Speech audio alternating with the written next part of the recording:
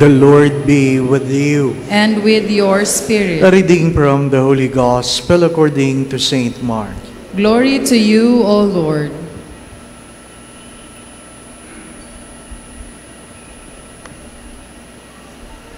Jesus entered the synagogue. There was a man there who had a withered hand. They watched Jesus closely to see if he would cure him on the Sabbath, so that they might accuse him. He said to the man with the withered hand, "Come up here before us." Then he said to the Pharisees, "Is it lawful to do good on the Sabbath rather than to do evil? To save life rather than to destroy it?" But they remained silent, looking around at them with anger and grief at their hardness of heart. Jesus said to the man, "Stretch out your hands." He stretched it out, and his hands was restored. The Pharisees went out and immediately took counsel with the Herodians against him to put him to death.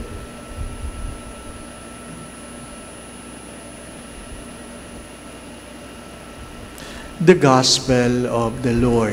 Praise to you, Lord Jesus Christ.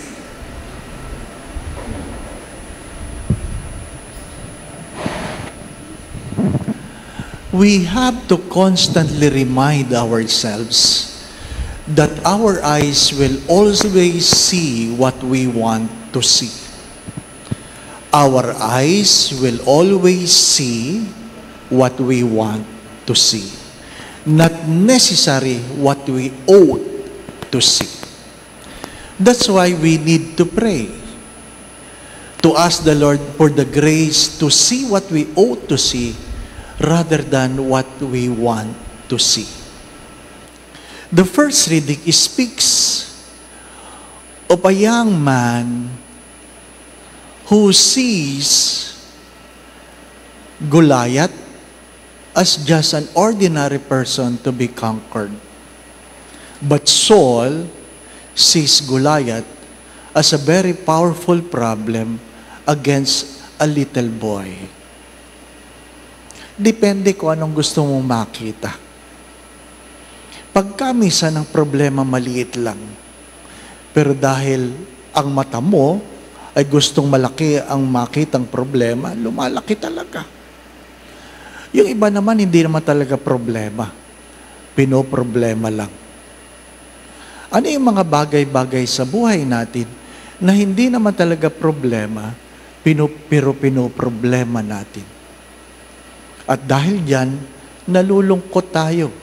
Ninanakaw ang ating mga kasayahan sa mga bagay na hindi naman dapat pinag-uukulan ng pansin. What is the gospel trying to tell us? Jesus asked them the question, what is better to do on a Sabbath, to do good or to do evil? Hindi yun ang tinitingnan nila. Ang tinitingnan nila ay pagkakataon na magkamali si Jesus. Magkamali si Jesus. Bakit hinahanapan nila ng butas na magkamali si Jesus? So that there is something they can accuse him of. Mga minamahal na mga kapatid, may mga taong walang magawa kundi tingnan lahat ng mali. At dahil mali lang ang nakita, hindi na niya makita kung ano ang tama. Hindi na niya makita kung ano ang tama. Sa buhay mag-asawa, ganun din. Ganun din. Sa mga relasyon, ganun din. Ang nakikita mo lang ay pagkukulang. Hindi mo nakikita kung ano ang meron. As I always say, oftentimes the cause of our sorrows is not that we do not have, but we have failed to appreciate what we have. Di po ba? Nung ikaw ay malakas, hindi mo na-appreciate yun. Nung ikaw ay may sakit, wala kang ginawa sa Diyos kundi magreklamo bakit ka may sakit. Di po ba? Nung ikaw ay bata, hindi ka naman nagrereklamo na ikaw ay bata. Ngayon ikaw'y matanda na, nagrereklamo kang matanda ka na. Sino bang nagpupumilit na tumanda ka? Wala naman.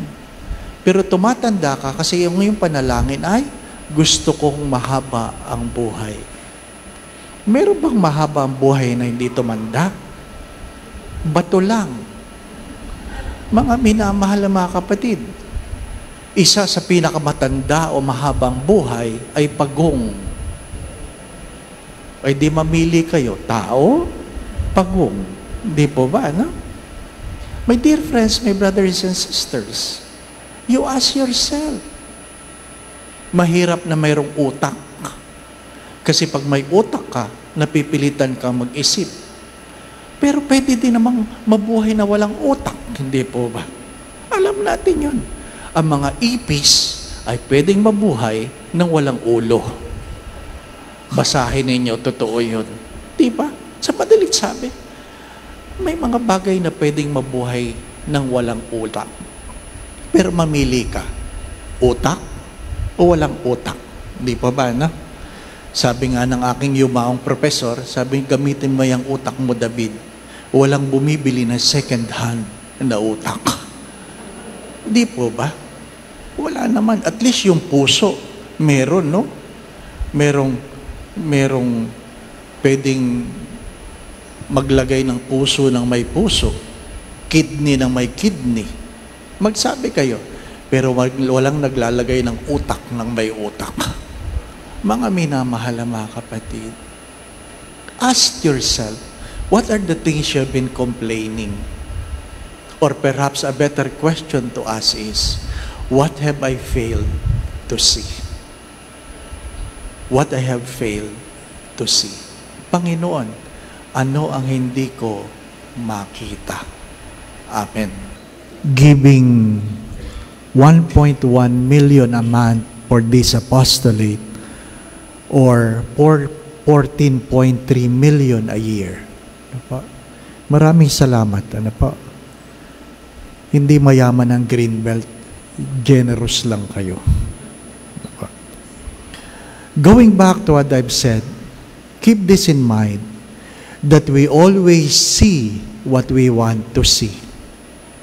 We always see what we want to see. When it rains, many of you see the inconvenience of bringing an umbrella, but fail to see that the crops are being watered by God for free. My dear friends, my brothers and sisters, you can see your problem as a Goliath, or you can see and look at God as someone who is bigger than any problem. The Lord be with you. And with your spirit. And may Almighty God bless you in your family, the Father, the Son, and the Holy Spirit.